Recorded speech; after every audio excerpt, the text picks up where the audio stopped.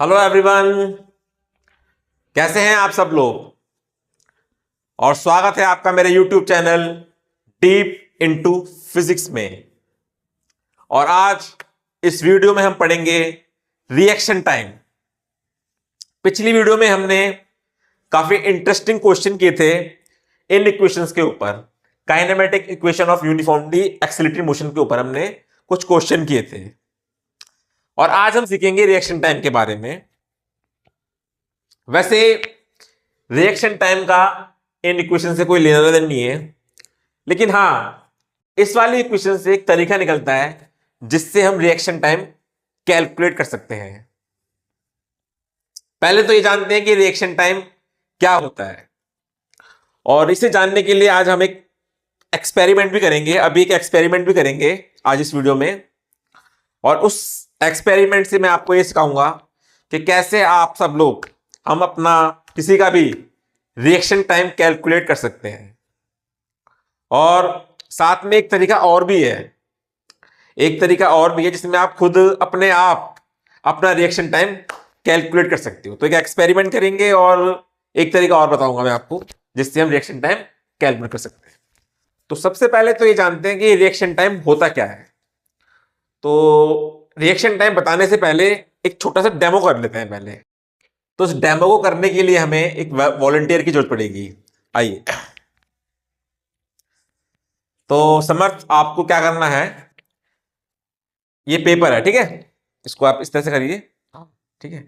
और जैसे ही आपको लगे कि मैं इसको छोड़ने वाला हूं या फिर इसको ड्रॉप करने वाला हूं, तो तुरंत आपको इसको कैच करना है। वेरी गुड, ठीक है। तो देखते रहिए, मेरी फिंगर को इस तरह देखते रहिए। मैं कभी भी इसको ड्रॉप कर सकता हूं रैंडमली, ठीक है। एक बार और करते हैं।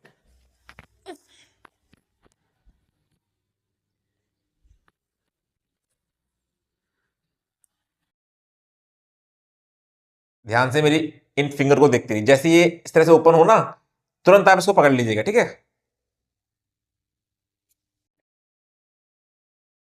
तो देखा, अब यहां पे सवाल ये उठता है कि ये इस पेपर को क्यों नहीं पकड़ पा रहे हैं। सवाल ये उठता है कि ये इस पेपर को क्यों नहीं कैच कर पा रहे। तो इसी में हम समझेंगे, रिएक्शन टाइम में इस बात को हम समझने की कोशिश करेंगे। चलिए समझते हैं रिएक्शन टाइम के बारे में। कभी कभी ऐसी सिचुएशन आ जाती है कि उस सिचुएशन को देखते ही आपको तुरंत एक्शन लेना होता है। मतलब आपने सिचुएशन देखी और सिचुएशन देखने के तुरंत जितनी जल्दी हो सके आपको एक्शन लेना होता है। जैसे कि मान लीजिए कोई ड्राइवर कार ड्राइव कर रहा है और एकदम से उसके सामने कोई जानवर आ गया, कोई कुत्ता आ गया, कोई डॉग आ गया। तो उस ड्राइवर को तुरंत उस डॉग को बचाने के लिए ब्रेक दबानी होगी, तुरंत एक एक्शन लेना होगा ताकि वो कार जो है उस डॉग को हिट ना कर जाए। पर क्या ऐसा होता है कि आपने डॉग को देखा और तुरंत आपने ब्रेक लगा दी? ऐसा नहीं होता, रियल में ऐसा नहीं होता। रियल में होता क्या है, रियल में होता यह है, जैसे ही वो ड्राइवर उस डॉग को देखेगा, जैसे ही वो ड्राइवर उस डॉग को देखेगा, तो वो एकदम से ब्रेक नहीं लगा पाएगा। वो 0.2 सेकंड तक, 0.2 सेकंड तक एवरेज, ये average time, average average 0.2 second तक वो बस उस डॉग को देखता रहेगा और गाड़ी चलती रहेगी। 0.2 सेकंड के बाद, ये हर केस में अलग अलग होता है और हर इंडिविजुअल के लिए थोड़ा थोड़ा अलग होता है। तो हम एक एवरेज मान के चल रहे हैं 0.2 सेकंड। मतलब 0.2 तक वो कार चलती रहेगी। 0.2 सेकंड के बाद वो ड्राइवर एक्शन लेगा, तब वो ब्रेक के लिए अपना पैर प्रेस करेगा ब्रेक पे। जैसे कि मान लीजिए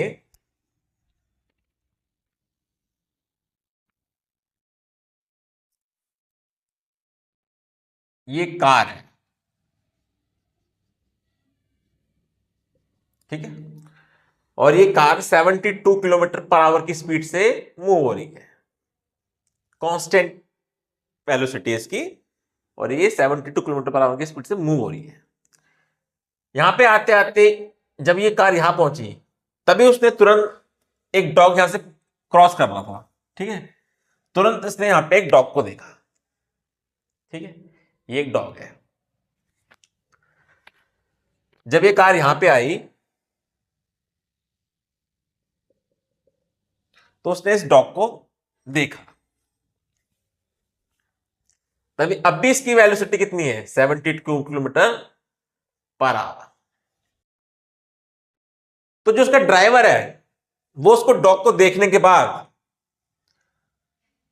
0.2 सेकंड तक वो उस डॉग को देखता रहेगा, मतलब 0.2 सेकंड तक ये कार मूव होती रहेगी। तो 0.2 सेकंड में वो कार कितनी कैलकुलेट हो जाएगी, कितनी मूव हो जाएगी। तो सिंपल फार्मूला है distance is equal to velocity into time. तो 72 किलोमीटर पर आवर को हम 72 किलोमीटर पर आवर हो जाएगा मीटर पर सेकंड में 20 मीटर पर सेकंड, यानी कि 20 इंटू 0.2 यानी कि 4 मीटर, यानी कि ड्राइवर जो है 4 मीटर तक ये कार जो है चलती रहेगी।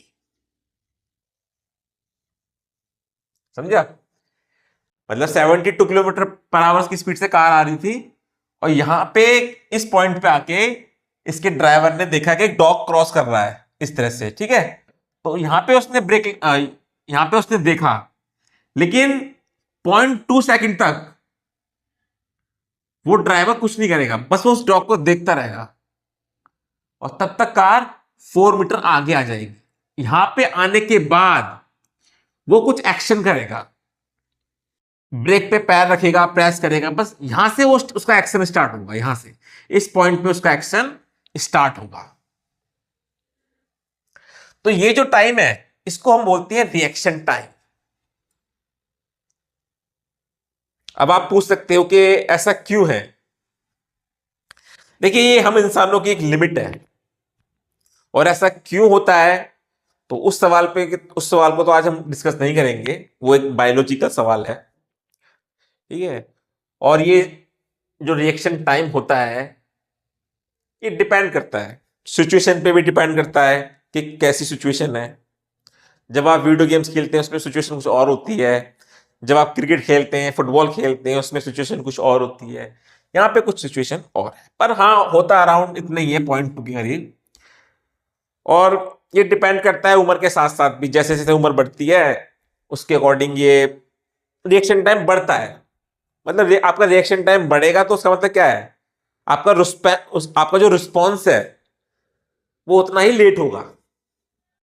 मतलब आपका रिएक्शन टाइम कम होना चाहिए, तभी आपका रिएक्शन, आपका रिस्पॉन्स अच्छा होगा, ठीक है। और जो जानवर होते हैं, जीव जंतु होते हैं, बहुत से जीव जंतु ऐसे होते हैं उनका जो रिएक्शन टाइम होता है वो इंसानों से अच्छा होता है। जैसे कि मान ली, जैसे आपने घरों में देखा होगा मक्खियां होती हैं, आप उनको पकड़ नहीं सकते, आप उनको जैसे ही आप पकड़ने के लिए अपना हाथ उठाओगे वैसे ही वो मक्खी अपना डायरेक्शन बदल लेगी, क्विक रिस्पॉन्स करती है वो, ठीक है। लेकिन एक मेंढक जो होता है, मेंढक, फ्रॉग, वो उस मक्खी को पकड़ लेगा, उसका रिएक्शन टाइम इतना, इसको उसका जो रिस्पॉन्स होता है बहुत अच्छा होता है, मतलब उसका रिएक्शन टाइम बहुत कम होगा, तभी उसका रिस्पॉन्स बहुत अच्छा होता है। वो तुरंत जहां भी उसके पास, उसके आसपास अगर मक्खी आ गई, वो तुरंत अपनी जीभ को फेंकेगा और उसको कैच कर लेगा। आपने वीडियो भी देखी होंगी फ्रॉग के इस बारे में, देख सकते हैं यूट्यूब पे। जैसे कि एग्जांपल मेरे साथ एक हुआ था, जैसे कि मैं पार्क में बैठा हुआ था, तो मैंने देखा, मतलब एक एक कौवा होता है, वो एक मांस का टुकड़ा लेके उड़ रहा होता है, मतलब जमीन से मांस का टुकड़ा उठा के ऐसे ऊपर की तरफ जा रहा होता है। तो क्या होता है, वो थोड़ा भारी होता है मांस का टुकड़ा, तो उसके चोंच से, मतलब वो टूट के चोंच से मतलब गिर जाता है उसके, और जब वो गिर रहा होता है वो मांस का टुकड़ा नीचे जमीन पे, तभी मैं देखता हूँ चील आती है और चील इतनी फास्ट आती है कि उस मांस के टुकड़े को गिरने से पहले ही वो उसको उठा के ले जाती है। मतलब मांस का टुकड़ा हवा में गिर ही रहा होता है, तब एक चील आके उसको लेके चली जाती है। तो देखा उस चील का जो कितना उसने रिस्पॉन्स करा। उसने देखा तुरंत उसकी चोंच से जैसे ही वो छूटा और तुरंत उसने अपना रिस्पॉन्स करा उस चील ने, और तुरंत वो उसको जमीन पे नीचे गिरने से पहले ही उसको लेके चली गई हवा में। तो ये सब है रिएक्शन टाइम के बारे में। तो कैसे कैलकुलेट करें हमारा रिएक्शन टाइम? अब ये 0.2 सेकेंड हमने यहाँ पे बताया मैंने आपको, तो कोई तरीका है? तो जो ये काइनेमेटिक इक्वेशन होती हैं, इनसे हमने एक तरीका निकाला है कि जिससे हम ये रिएक्शन टाइम कैलकुलेट कर सकते हैं। तो वो एक एक्सपेरिमेंट है, तो वो आज हम करते हैं, इसी अभी करेंगे। और इस एक्सपेरिमेंट से समझते हैं कैसे किसी भी इंडिविजुअल का रिएक्शन टाइम हम फाइंड करें। तो हमें आवश्यकता होगी एक वॉलंटियर की। तो समझ आपको करना क्या है, जैसे आपको लगे ये स्केल ड्रॉप हो रहा है, आपको से कैच करना है। थोड़ा आगे आ जाओ, ठीक है। तो ये स्केल है 30 सेंटीमीटर का।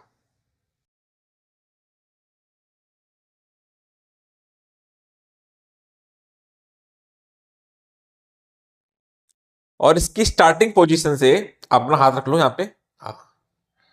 और जैसे आपको लगे कि ये स्केल ड्रॉप होने वाला है, आपको उसको तुरंत होल्ड करना है, कैच करना है, ठीक है। तो मैं कभी भी इसको ड्रॉप कर सकता हूं रैंडमली, किसी भी टाइम पे, ठीक है। तो ये रीडिंग आई है अराउंड 18 सेंटीमीटर, ठीक है समर, 18 सेंटीमीटर। इन्होंने जीरो से होल्ड करना स्टार्ट किया था। जैसे मैंने ड्रॉप करा तो ये पॉइंट, मतलब जैसे इनको लगा कि स्केल मैंने ड्रॉप कर दिया, इन्होंने कुछ सेकंड तक कुछ एक्शन नहीं लिया। इन्होंने एक्शन तब लिया जब ये स्केल यहां पे, जब ये स्केल 18 सेंटीमीटर पे आया, तब इन्होंने तुरंत इसको पकड़ लिया। तो वो टाइम तो हम कैलकुलेट कर नहीं सकते कि कितने टाइम बाद, देखने के कितने टाइम बाद इन्होंने इसको कैच करा, लेकिन हम ये डिस्टेंस तो मेजर कर सकते हैं। इन्होंने गिरने के 18 सेंटीमीटर बाद इसको कैच करा। बट इस इक्वेशन से, इस वाली इक्वेशन से हम टाइम कैलकुलेट कर लेंगे कि कितनी देर बाद इन्होंने एक्शन लिया, ठीक है। चलिए समर, थैंक यू। अब देखिए ये रीडिंग आई 18 सेंटीमीटर। तो ये वाली इक्वेशन तो हम ले नहीं सकते, इस इक्वेशन में टाइम नहीं है और इस इक्वेशन में डिस्टेंस नहीं है। हम ये वाली इक्वेशन लेंगे, s is equal to initial velocity t plus 1/2 AT। Scale की इनिशियल वेलोसिटी तो 0 थी, तो ये टर्म जो हो गई ये 0 हो गई, तो हमें सिर्फ 1/2 AT²। डिस्टेंस हमने मेजर किया था, कितना है 18 सेंटीमीटर। इसको मीटर में कन्वर्ट करेंगे हम, तो मीटर में हो जाएगा ये 10⁻² मीटर, यानी कि 18 इंटू, ये मीटर में कन्वर्ट हो गया 1/2। ए की वैल्यू है -9.8, लेकिन हम टाइम मेजर कर रहे हैं तो माइनस या प्लस कुछ भी रख सकते हैं। तो यहाँ पे हम 9.82 मीटर पर सेकेंड इंटू t²। तो t² हो जाएगा हमारा 18 इंटू 10⁻² इंटू 2 और डिवाइड बाई 9.8, और t is equal to √18 two 2 9.8, और t की वैल्यू आ जाएगी 0.19 सेकेंड, मतलब वही अराउंड 0.2 सेकेंड।